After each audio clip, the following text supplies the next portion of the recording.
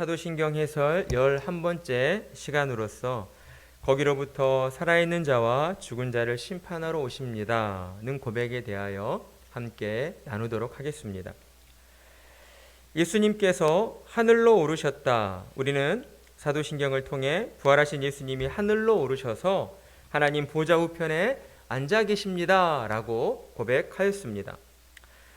먼저 예수님이 하늘로 오르셨다라고 고백하는 그 고백에는 다음에 몇 가지 의미가 담겨져 있는데, 첫째, 그리스도께서 믿는 자들의 중보자가 되시어 우리를 위해 하나님께 간구하고 계신다는 것입니다.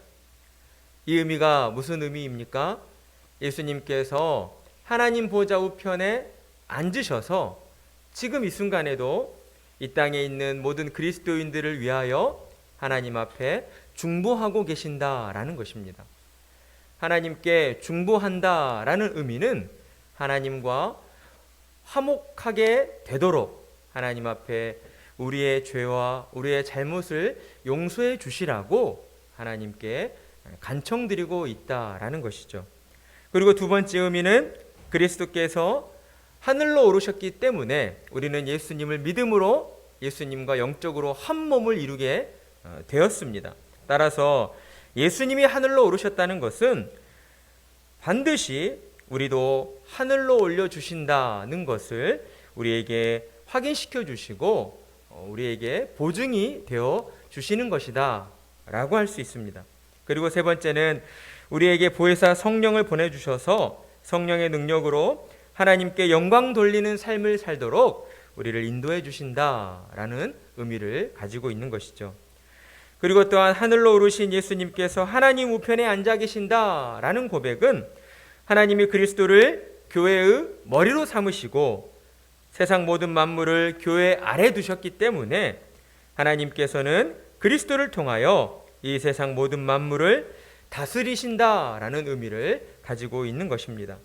따라서 우리가 예수님이 하늘에 오르시고 하나님 보좌 우편에 앉아 계심을 우리가 믿습니다 라고 고백하는 것은 우리가 어느 한순간 죄의 유혹에 흔들려 실수하고 넘어지려 할 때에 하늘에 계신 예수님이 우리를 위해 하나님께 중보하시며 또한 우리 가운데 보내주신 성령님의 능력으로 우리의 잘못을 바로잡아 주시고 하나님께로 돌이켜 하나님 나라의 백성으로 살아가도록 해주신다는 그 믿음의 확신을 갖게 하시며 그 확신으로 말미암아 하나님께 감사드리는 찬양의 고백이다 라고 할 수가 있는 것입니다. 그리고 이어서 우리는 하늘로 오르신 예수님께서 거기로부터, 거기가 어디입니까? 예수님께서 하늘로 오르셨기 때문에 거기는 곧 하늘을 가리키는 것이겠죠. 하나님과 함께 계시다가 거기로부터 살아있는 자와 죽은 자를 심판하러 오십니다 라고 고백합니다. 우리가 하늘로 오르신 예수님께서 이 땅에 다시 내려오신다고 고백하는 것은 예수님께서 우리에게 성경을 통해 친히 여러 번 내가 다시 오겠다라고 말씀하셨기 때문입니다. 마태복음 23장 30절 말씀을 보면 그때에 인자의 징조가 하늘에서 보이겠고 그때에 땅의 모든 족속들이 통곡하며 그들이 인자가 구름을 타고 능력과 큰 영광으로 오는 것을 보리라 라고 말씀하고 있습니다. 또한 사도행전 1장 11절을 보면 이르되 갈릴리 사람들아 어찌하여 서서 하늘을 쳐다보느냐 너희 가운데서 하늘로 올려지신 이 예수는 하늘로 가심을 본 그대로 오시리라 하였느니라 라고 천사가 증언하고 있습니다. 따라서 초대교회 사도들은 성도들에게 예수님께서 곧 오십니다 라고 가르쳤습니다. 그리고 이에 따라 초대교회 성도들은 사도들의 가르침을 온전히 믿고 날마다 마라나타를 외치며 예수님 다시 오시기만을 간절히 바라며 기도하였습니다. 주님이 다시 오시기를 바라는 그들의 간절한 마음은 그들의 삶의 모습으로 나타나게 되었는데 그들은 함께 모여 지내면서 자신의 집과 땅과 또한 금은 보화를 모두 팔아서 주님의 몸된 교회를 위하여 헌신하는 모습으로 나타났던 것입니다. 사도행전 4장 32절에서 35절 말씀을 보면 믿는 무리가 한 마음과 한 뜻이 되어 모든 물건을 서로 통용하고 자기 재물을 조금이라도 자기 것이라 하는 이가 하나도 없더라. 사도들이 큰 권능으로 주 예수의 부활을 증언하니 무리가 큰 은혜를 받아 그 중에 가난한 사람이 없으니 이는 밭과 집 있는 자는 팔아 그 판 것의 값을 가져다가 사도들의 발 앞에 두매 그들이 각 사람의 필요를 따라 나누어 줌이라 라고 증언하고 있습니다. 사도행전의 이 증언은 어떤 가상의 소설이 아닙니다. 실제 역사 가운데 이루어졌던 일입니다. 안 믿는 사람들이 이와 같은 그리스도인들의 유무상통하는 모습을 보았기 때문에 이렇게 성경을 통하여 기록되어졌고 오늘날까지도 우리에게 전해지게 된 것입니다. 이렇듯 예수님의 재림을 간절히 기다렸던 그들의 신앙의 모습은 이 땅에 하나님의 나라 천국이 임할 수 있다는 것을 우리에게 보여주는 너무나도 아름다운 신앙의 모습이었습니다. 우리는 초대교회 신자들의 그 신앙의 모습이 그들에게만 제한되어 있다라고 생각해서는 안 됩니다. 왜냐하면 우리 주께서는 하루가 천년 같고 천년이 하루 같다라고 우리에게 말씀하셨기 때문입니다. 이게 무슨 말입니까? 하나님께서 우리에게 하신 말씀에는 시간의 제약을 받지 않는다라는 것입니다. 2000년 전 예수님이 곧 다시 오시겠다라고 약속하신 말씀은 초대교회 신자들에게만 유효한 것이 아니라 2000년이 지난 오늘날 우리에게도 유효한 말씀이다라는 것입니다. 그러니 집과 전토를 팔아 교회를 섬겼던 초대교회 신자들의 신앙을 한때 나타났던 과거의 유물처럼 여겨서는 안 된다라는 것이죠. 우리 또한 진정으로 예수님 다시 오실 그날을 간절히 소원하고 있다면 우리도 초대교회 신자들처럼 우리의 모든 것을 들여 주의 몸된 교회를 위해 헌신하는 아름다운 신앙의 모습들이 보여져야 하는 것입니다. 그것이 바로 주님 다시 오실 그날을 기다리며 준비하는 참된 성도의 모습인 것이죠.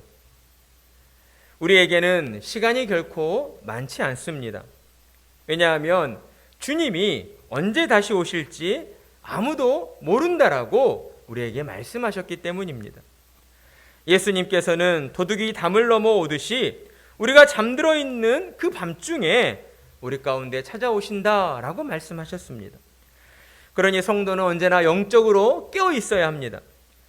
세상의 것들에 우리의 마음을 빼앗긴 채 영적으로 무뎌져 있어서는 안 된다는 것이죠.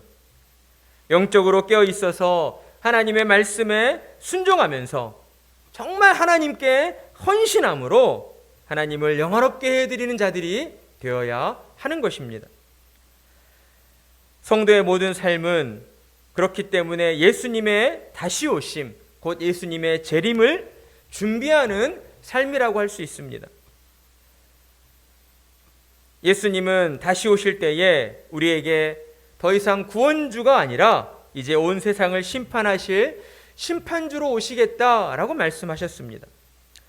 예수님께서 심판주로 오신다는 것에는 두 가지 의미가 담겨 있습니다. 하나는 죄인들을 심판하시고 벌하신다는 의미이고, 또 하나는 예수님을 믿고 인내하며 살았던 모든 그리스도인들의 구원이 마침내 완성되어 하나님과 함께 천국에서 영생을 살게 된다는 의미를 가지고 있습니다. 사랑하는 성도 여러분, 예수님은 반드시 다시 오십니다. 다시 오시겠다고 약속하신 예수님은 부활하신 몸으로 하늘로 오르셨던 것처럼 다시 부활하신 몸을 입고 육체를 입고 구름 타시고 우리 가운데 내려와 주십니다. 예수님이 하늘에서 재림하실 때에는 온 땅은 하나님의 영광으로 가득하게 될 것입니다. 해가 지는 곳에서 해가 뜨는 곳까지 온 우주의 심판주로 오시는 하나님의 영광이 나타나 보여지게 되는 것입니다. 그날이 도래하면 이 세상 어느 누구도 예수님의 존재를 부인할 수 없게 될 것입니다. 요한은 이와 같은 예수님의 재림의 모습을 다음과 같이 묘사했습니다. 요한계시록 19장 11절, 또 내가 하늘이 열린 것을 보니 백마와 그것을 탄 자가 있으니 그 이름은 충신과 진실이라. 그가 공의로 심판하며 싸우리라. 요한이 묘사하고 있는 재림하실 예수님의 모습은 마치 한 손에 승리의 칼을 높이 드시고 모든 영적 전쟁이 승리로 끝났음을 선포하는 모습과 같다라고 할 수 있습니다. 그렇습니다. 예수님의 재림은 인류의 종말을 의미함과 동시에 영적 전쟁이 종료되었음을 의미하고 있습니다. 재림하신 예수님은 산자와 죽은 자 모두를 예수님의 심판대 앞으로 부르시고 각 사람이 행한 대로 심판하실 것입니다. 고린도후서 5장 10절, 이는 우리가 다 반드시 그리스도의 심판대 앞에 나타나게 되어 각각 선악간에 그 몸으로 행한 것을 따라 받으려 함이라. 예수님의 심판대 앞에서 하나님의 사랑과 긍휼을 외면한 채 예수님을 믿지 않았던 모든 사람들은 자신이 행한 대로 예수님이 전하여 준 그 복음을 거부했잖아요. 자신이 거부한 대로 심판을 받아 영원한 형벌에 던져지게 될 것입니다. 그들 가운데에는 성품 좋은 사람도 있을 것입니다. 그들 가운데에는 착한 사람도 있을 것입니다. 그들 가운데에는 자신의 것을 팔아 어려운 사람을 도와준 사람도 있을 것입니다. 심지어 그들 가운데에는 다른 사람의 생명을 구하기 위하여 자기 목숨을 던진 사람도 있었을 것입니다. 그러나 분명한 한 가지 사실은 그들이 아무리 착한 일을 많이 하였다 해도 인간의 기준으로 하나님의 공의를 만족시켜 드릴 수는 없다라는 사실입니다. 하나님이 의롭다 하시는 기준은 무엇입니까? 하나님이 정해 주신 것입니다. 그것은 유일한 하나의 기준이죠. 바로 예수 그리스도를 구주로 믿고 영접하는 것입니다. 예수님을 믿지 않은 사람은 그가 이 땅을 사는 동안 얼만큼 선하게 살았고 착하게 살았다 할지라도, 얼마나 많은 사람들을 도와주며 살았다 할지라도 그는 하나님의 심판대 앞에서 영원한 멸망 가운데 떨어질 수밖에 없다라는 것입니다. 그러니 우리는 이 사실을 잘 기억하여서 우리 주변에 있는 믿지 않는 자들, 특별히 우리와 관계를 맺고 있는 친한 지인들에게 예수 그리스도의 복음을 전할 수 있도록 우리는 최선의 노력을 다해야 할 것입니다. 그러나 반대로 예수님을 믿어서 의롭게 된 성도들은 하나님의 심판대 앞에서 신앙 때문에 겪어야 했던 모든 고난과 어려움들이 참으로 복되고 영광스러운 일이었음을 확인받게 될 것입니다. 하나님의 심판대 앞에서 모든 믿는 사람들은 이 땅을 사는 동안 자신이 신앙을 지키기 위해서 정말 다른 이유가 아니라 예수를 믿는 그 신앙 때문에 모든 순간 참아야 했고 인내해야 했고 또한 그 모든 어려움들을 극복해야 했던 그 고난의 날들이 결코 헛되지 않았음을 하나님께 확인받게 되는 것입니다. 그리고 그 모든 날들을 하나님이 지켜주시고 인도해 주셨음에 우리는 감사하게 되는 것이죠. 그러나 그와 동시에 불신자들은 하나님의 심판대 앞에서 신자들의 그 삶의 여정이 마치 슬라이드 사진처럼 한 장 한 장 보여질 때마다 그들은 가슴을 치고 후회하며 통곡하게 될 것입니다. 왜냐하면 신자들이 자신에게 복음을 전해 주었던 그 수많았던 순간들을 그 앞에서 보게 될 것이기 때문입니다. 그냥 무시하고 지나쳤던 순간들, 듣고도 모른 척했던 순간들, 가장 친한 지인들로부터 오랜 시간 사랑과 정성을 담아 복음을 들었음에도 불구하고 애써 외면하고 부인했던 그 모든 순간들이 너무나도 생생하게 그의 마음 가운데 보여지게 될 것이기 때문입니다. 사랑하는 성도 여러분, 저와 여러분에게는 죽지 않은 유일한 산 소망이 있습니다. 그것은 바로 예수님께서 구름 타시고 다시 오시는 재림의 그날을 기다리는 소망입니다. 그러나 우리는 예수님이 다시 오실 그날이 언제인지 알지 못합니다. 그렇기에 때로 이 땅을 사는 동안 답답하고 막막해서 가끔 세상 유혹에 흔들리고 미혹될 때가 있는 것이죠. 때로 우리를 괴롭히고 우리를 억압하는 그러한 악한 무리들로 인하여서 신앙의 길에서 멀어지려 할 때가 간혹 있다라는 것입니다.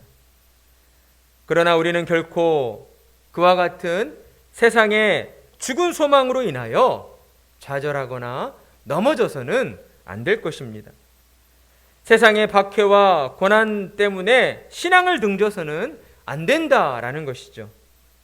왜냐하면 우리의 구주 되신 예수님께서는 저와 여러분을 위하여 반드시 다시 오실 것이기 때문입니다. 그러니 우리는 믿음으로 참고 인내하며 주님 다시 오실 그날을 바라보며 나아가야 합니다.